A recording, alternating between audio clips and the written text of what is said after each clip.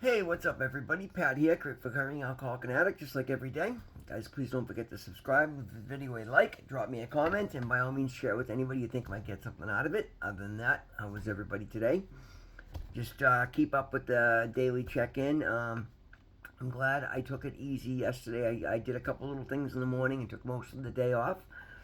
I went to bed early last night, slept in a little bit this morning as my back was really tweaked yesterday. I was having a real hard time moving.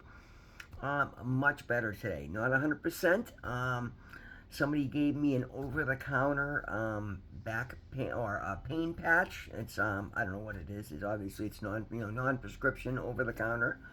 It felt almost like a mentholated. You know what I mean? Like a cold to the touch. It felt a little bit better. But again, I had an emergency no heat call this morning. I drove all the way up to Lawrence to go look at a boiler for a regular customer. And it was good. I ended up fixing that, ended up finding a couple of things that were wrong, fixing all of that. And the beauty of that is, guys, you know what? It's something, a conclusion I came to earlier today, and this is beautiful. And again, I don't like to throw financial stuff out there because I don't want anybody that's, struggling to feel like their recovery program's any less. Because, guys, in the beginning, I wasn't doing crap.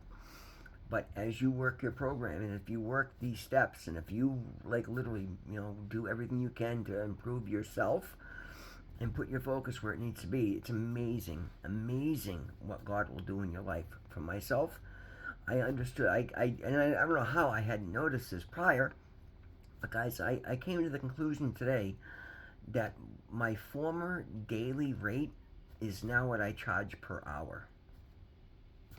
That's a shocking revelation, and it makes me really proud. Like, I love where my life is heading today. Guys, and a big part of what I've used, the biggest tool, and I've said this gotta be 1,000 times in these videos, the tool that I use the most and what I feel has been the most important to me has been prayer and meditation. And the title today is titled Meditation. Meditation.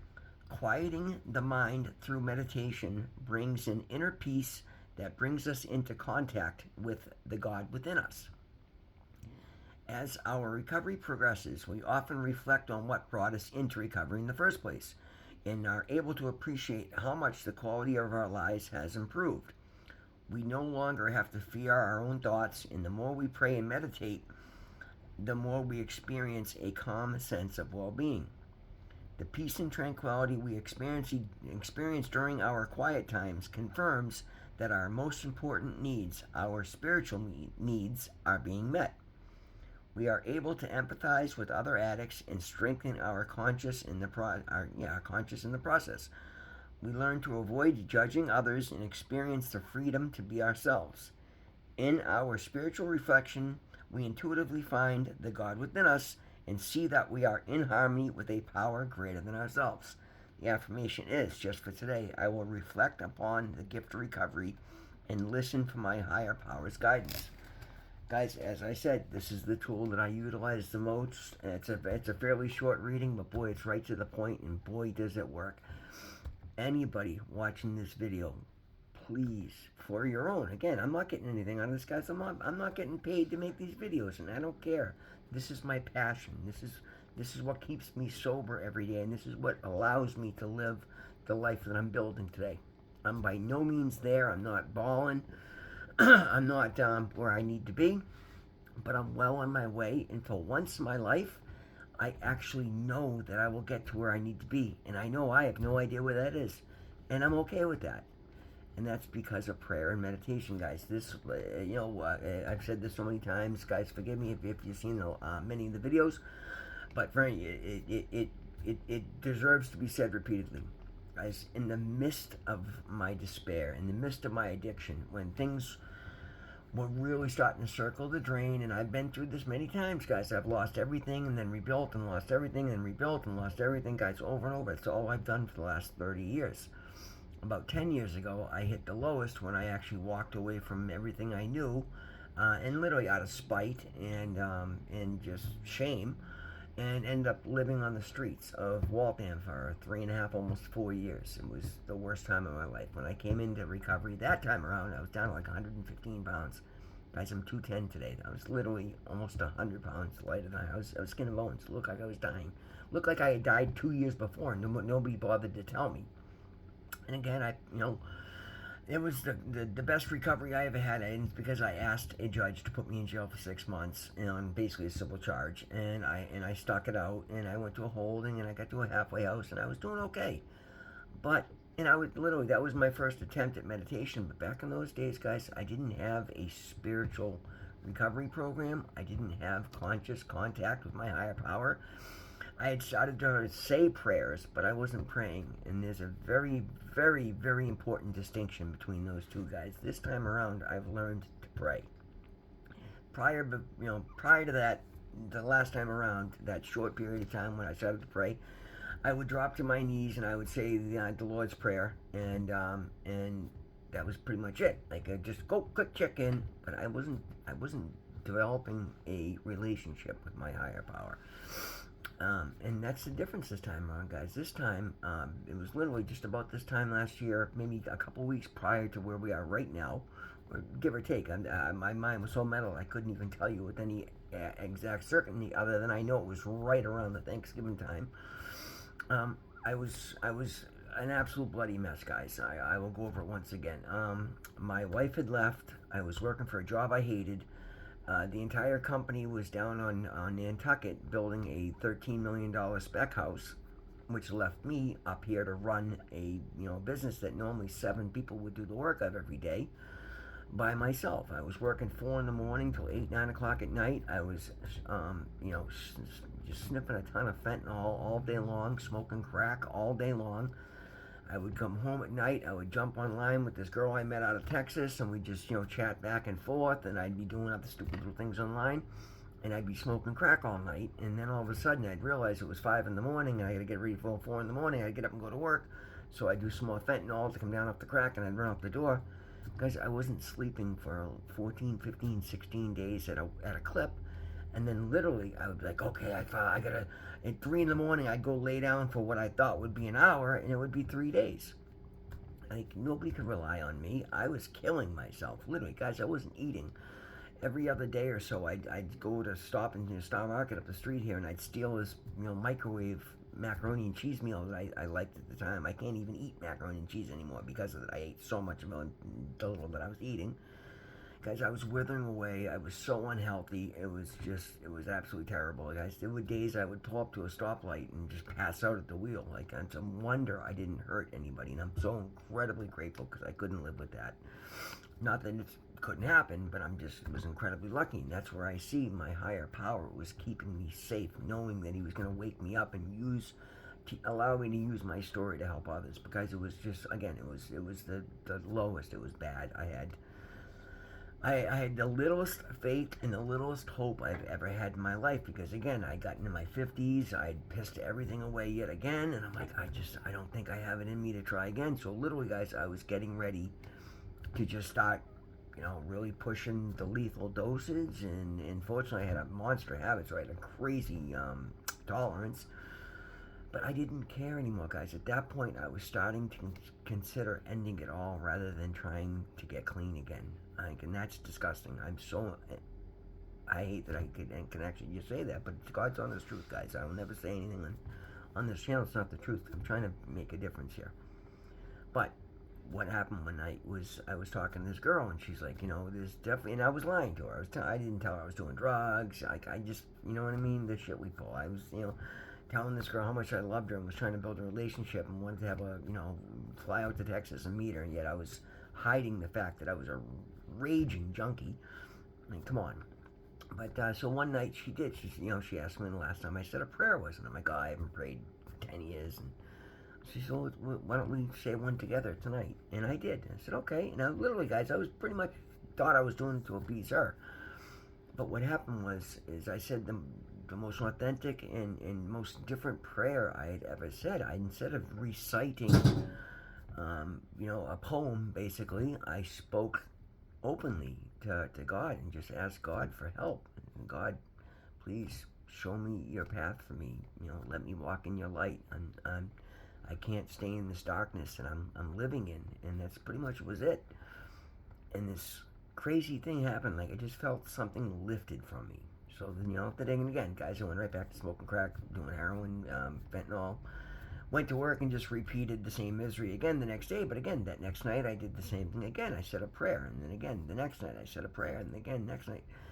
And all of a sudden, what happened was I started looking for ways to get out of addiction. Like immediately, guys, as soon as I started praying, it was just boom, boom, boom. Get off the drugs. Get off the drugs. Like everything that was wrong in my life started with, being addicted to heroin. I mean, you think that's pretty obvious, but when you're, as deep in it as I was, I wasn't, I wouldn't admit it, and I was hiding it, and I was lying to myself about it. But again, because I was praying, I was developing a relationship with my higher power, whom I choose to call God. It made me confront the fact that okay, I got a raging drug problem. I have to get under control. I got to get off these drugs. And again, literally, guys, got to the point where I was trying to believe that there'd be a softer, easier way. I was trying to walk around it, dance around it, and talk about it and want to do it without taking action. So God took it one step farther, and he made me start feeling things to the point where then I couldn't get high anymore, guys. I would come home and I would, just be doing all the drugs in the world, and I couldn't numb out the feelings anymore. Like I was getting just bombarded. Then I would turn on YouTube and I would see all these videos saying, the God within, and God loves you, and God will save you, and do a shed which doesn't serve you. Like that one term I must have heard 20 times a day for weeks. And I knew immediately, what was being said to me. So I started to believe. I'm like, that was the one scary thing, and it was a beautiful thing now, but it was scary at the time. Like, I don't know what's going on, but like, I thought I was going crazy at one point, guys. But no, it wasn't. It was God giving me the help that I needed. And I kept thinking everything had to come from outside of me. But the one thing I've come to learn is that everything is from within. Like the God within us, and the problems stem from within. So again, I finally got to the point where I'm like, okay, I can't. I have to get off these drugs, and I refused to get up and get more drugs. So the problem was, guys, I can't function at that point without drugs. So I refused to get out of bed. Basically, I laid in bed in my own filth. I was disgusting, puking, and if you ever been through a horrendous detox, you know exactly what I'm talking about. While I was laying in bed in that state, trying to just ride it out cold turkey. Guys, I was so sick, I hadn't got up and had a drink of water in 2.5 days. I was literally knocking on death's door. I couldn't even talk. I kid you not, there was a film of skank on the roof of my mouth that was an inch thick, and I couldn't even talk, and I would try to clear it, and I just started puking. It was like bad, and so God made sure my friend Doug reached out, and he heard my voice and immediately called the fire department. When I refused the fire department, he called the police. They kicked in my door more or less and knocked on my door. I let them in, but again, they forced me to go to the hospital. I did get in touch with the dope man and got a bag of dope, so I left the hospital. But I came home and I said, "What did you just do? Like that was your lifeline you've been begging for." And I immediately picked up the phone, called a rehab, got a bed for like 2 o'clock the next afternoon, and that was it. Didn't do any. I haven't touched any heroin, fentanyl since. I did have that one slip on crack when I get home the night from rehab. That's another big part of the story. But again, guys, everything that is going on in my life now started because of prayer. I hadn't even gotten to meditation yet. That was just prayer. Prayer got me into rehab. Okay? Prayer got me to believe when I didn't believe anything. The last thing I was going to believe is that I had a chance, but prayer showed me that I did. Now, I continued praying, and I didn't really it was very loud at the rehab. You didn't have any, 5 people to a room, and I couldn't meditate there. I didn't have phones, so I didn't have headphones, but as soon as I got home, the difference, because I'd done so much work praying, and I was just doing things right, that I got home and I started trying to meditate. And again, I tried in the past, and I didn't get any value out of it because I hadn't learned to quiet my mind. Well, this time I did, and I understood, like in the beginning, I couldn't keep the focus. So I would Google, how do I keep focus while meditation? I would get a guided meditation that was for beginners, and they would teach you just, every time your brain goes off, just don't get upset about it. Just go back and focus on your breath. So I would do that. Again, it would get me better for, 30 seconds, a minute, and my brain would wander, and I'd catch it, and I'd come back to my breath. But that was it. And all of a sudden, so eventually, it got me to the point where I could do a 5-minute meditation. Then it was 10 minutes, and then 15 minutes, and half an hour, and 45, an hour. And like I started, that was where I started to get answers. Like, okay, what do I got to do next? Well, which, and subconsciously I would get the ideas, and it was all, everything was about, well, you have to be honest. You got to start looking at the stories that you tell. You got to look at your accountability of things. You got to look at situations from a realistic view. Like all the answers that are everything I live by today. The things that I like, that are my it has to be's, my definites, my things I can't waver on, are all the answers that came to me in meditation. And guys, what that's done for me is brought me from someone who hated himself, didn't know who I was, to somebody who's got direction in life and loves the person I am, and wants to be a part of things. And it's given me confidence, and I understood like all these things that I would just overlook. Like I would look in the mirror and I was horrified by what I saw, so I went to the dermatologist, I went to the dentist, I started going to the gym, started using skincare products, I started eating better. Like all the things that have made me the healthiest, strongest, most clear version of myself are all answers that have come to me in meditation. It is the most powerful tool. Like and I understand if you don't, you don't believe me, but give it a fair shot. Cause guys, I listened to when I watch my own videos back, and then I look back to the person that I used to be. I occasionally go, well, what would a year ago me say to this video? Well, first of all, he wouldn't believe that it was me talking to him, because the change is literally, I'm not that person. Like I am a completely new, best version of myself. Not the best version of myself that I can be, because I've got plenty of room to continue growing, and that makes me happy, because it means as good as things are today, they can get so much better. There's so much more potential left inside of me. There's so much more room for growth and expansion in my life, and that just fills me with hope. And then I look back at the culmination of everything that's happened in under 11 months. Like, well, Jesus, what's possible in the next 10 years? Everything. Anything. Beautiful, right? Guys, give recovery a shot. Give yourself a shot. Every one of us is worthy and deserving of a life second to none. And I'm well on my way to living a life second to none. To compare what my life was to where it is now, it's comparing 100-year-old rotten duck eggs to fresh farm fresh eggs freshly laid from a chicken. It's beautiful. Again, I'm not anything special, and there's nothing. Many people wouldn't want to walk 2 feet in my shoes, but from what I've been through and what I thought I could never overcome to what I've done and what's continuously happening in my life, I'm living proof that anything is possible, and it's what gets me on here every day to share these videos. Because guys, if you look at what I've been through and what I've done to myself and what I've managed to do in these 11 months, it should tell you one thing and one thing only: anything is possible. Everything is possible. Just do it right. The fastest way to getting to where you need to be is letting go of what you think you know, turning everything over to your higher power, and just doing the next right thing, because it's the right thing to do. And it'll surpass every dream you ever imagined. Guys, that's the video for today. Thank you so much for being here with me. Always remember, God loves you. I love you. We'll see you in the next one.